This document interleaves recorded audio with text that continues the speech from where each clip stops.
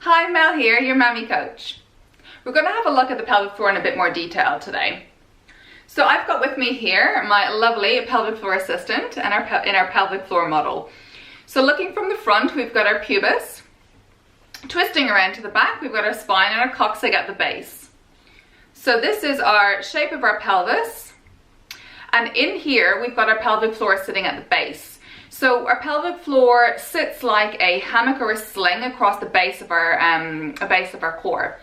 So within that runs, if I flip it around this way, runs our vagina, urethra and our anus. So they all pass through the pelvic floor.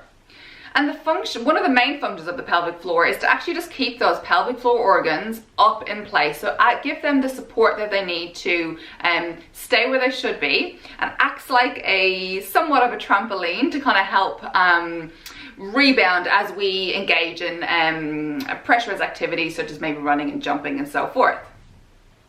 One of the other really important support mechanisms of our pelvic floor is to prevent leaking. And that can be leaking of urine, or it can be leaking of feces. So as I said, it does, our urethra and our bowel, our anus pass through here. So it actually helps to control and support the sphincters to prevent that leaking from happening. Another extremely important support mechanism of our pelvic floor is to provide some core stability. So as I mentioned, it's part of our core, it sits at the base of our core. So it does help to provide that core stability during movement. And finally, another really important factor that the pelvic floor plays in is when it comes to sexual intercourse or sexual encounter. So the pelvic floor can have the ability to make that painful or not painful. So if we are, after we have a baby, feeling a lot of discomfort potentially when it comes to intercourse or maybe some sexual encounter, the pelvic floor can play a major part in that.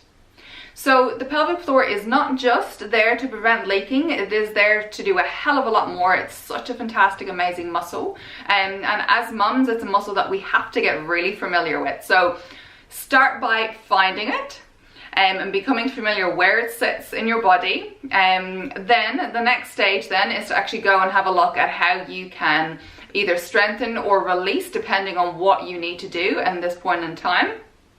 And then thirdly, looking at how we can incorporate that protection and support of the pelvic floor into daily functional movement.